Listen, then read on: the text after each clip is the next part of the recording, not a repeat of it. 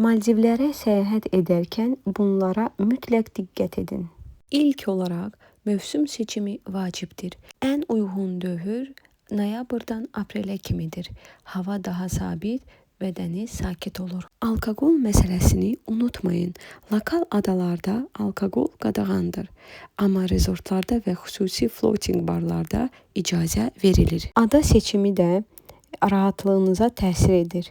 Daha az həşərat olan adalar istirahəti xeyli komfortlu edir. Lokal adalarda bikini yalnız bikini biçlərdə geyinməlidir.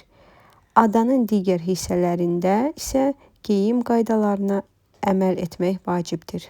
Transfer növünü əvvəlcədən dəqiqləşdirin. Sürətli qayıq və ya hidroplan qiymət və vaxt baxımından fərq yaradır. Kokos ağacların altında dayanmaq və ya dincəlmək təhlükəlidir. Kokosların qəfil düşmə riski var. Qiymətlərə baxarkən gizli xərclərə diqqət edin.